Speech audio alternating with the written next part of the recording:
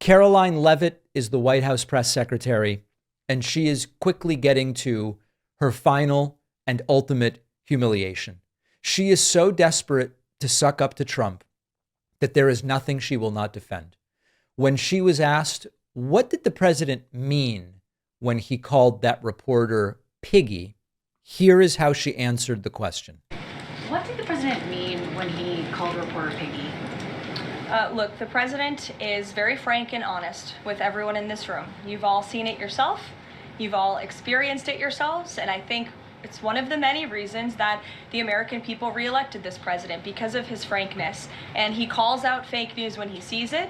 He gets frustrated with reporters when you lie about him, when you spread fake news about him and his administration.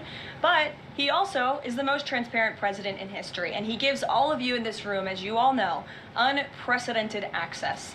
You are in the Oval Office almost every day asking the president questions. And so I think the president being frank and open and honest to your faces rather than hiding behind your backs is frankly a lot more respectful than what you saw in the last administration.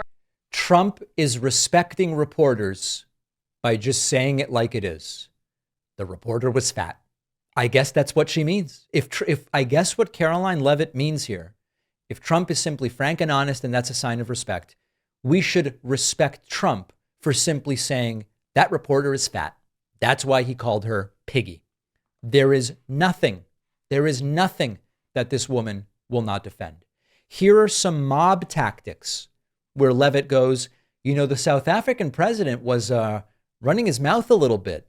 That is not appreciated by the president. Thank you. 2 questions for you. The New York Times is reporting that the administration is now sending a U.S. official to the G20. They are sending Mark Dillard. Can you confirm if that is true, and then also explain the shift in? I'd be happy to explain, because there is not a shift. The United States is not participating in official talks at the G20 in South Africa. I saw the South African president running his mouth a little bit against the United States and the president of the United States earlier today, and that language is not appreciated by the president or his team. The ambassador or the representative of the embassy in South Africa is simply there to recognize that the United States will be the host of the G20. They are receiving that send-off at the end of the event. They are not there to participate in official talks, despite what the South African president is falsely claiming. They should better be careful. They better be careful. Running their mouth. Is that language appropriate for the official spokesperson for the president of the United States? We noticed a foreign leader running their mouth a little bit, especially given all the lies that Donald Trump has told about what's going on in South Africa. You know, these are mob tactics at the end of the day. They're disappearing American citizens, bombing people in boats off the coast of Venezuela, making threats. You bet they're running their mouths. They better be careful. This is where we are, and it's really an embarrassing moment for the United States. Karoline Leavitt sort of repelled an attempt to answer a question about how the Coast Guard is no longer classifying swastikas as hate symbols. She really didn't want to answer this one. And Go ahead. as a follow-up, Yes. The Washington Post just reported that the Coast Guard has. I'm calling on Bloomberg. Go ahead. Caroline, thank you. 2 questions for She did not want the swastika question. And indeed, the Coast Guard is now saying we are no longer considering a swastika a symbol of hate. I guess if Coast Guard members have swastika tattoos, then it's no longer actionable. It's just cool. And then finally, Karoline Leavitt asked about the video in which Democratic lawmakers say, you don't have to follow unlawful orders.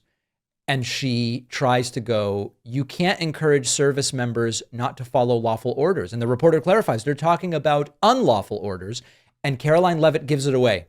She goes, any order that comes from the president is lawful.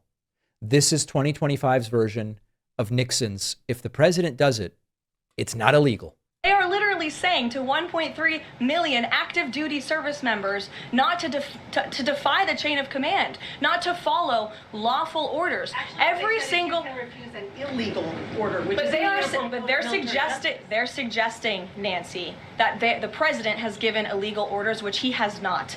Every single order that is given to this United States military by this commander-in-chief and through this chain of command, through the Secretary of War, is lawful. And the courts have proven that. This administration administration has an unparalleled record at the Supreme Court because we are following the laws. We don't defy court orders. We do things by the books.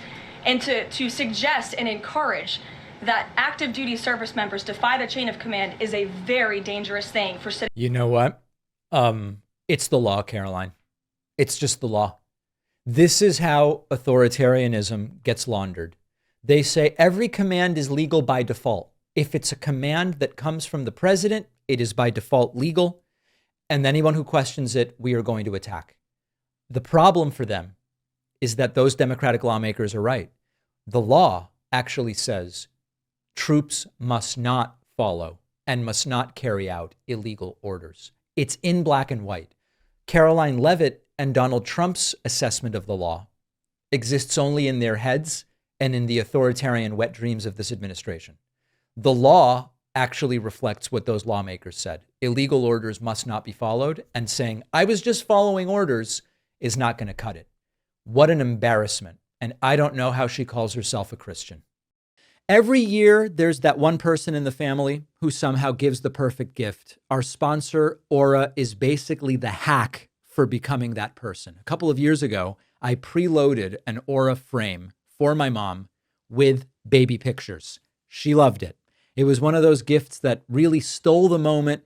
Everybody stops what they're doing to look at the photos. It's still there in my mom's living room after all these years. She loves it. You can preload photos onto the frame before gifting it. Even if you have Aura send the frame directly to the recipient, it's easy for everybody. And then you and the recipient can keep adding photos from anywhere using Aura's app. Every frame comes in a premium gift box. It feels like a polished, thoughtful gift, whether you're handing it over in person or having Aura ship it directly. And you'll get $45 off the best-selling Aura Carver Matte Frame when you go to auraframes.com and use the code Pakman at checkout. It's Aura's best sale of the year, and the link is in the description.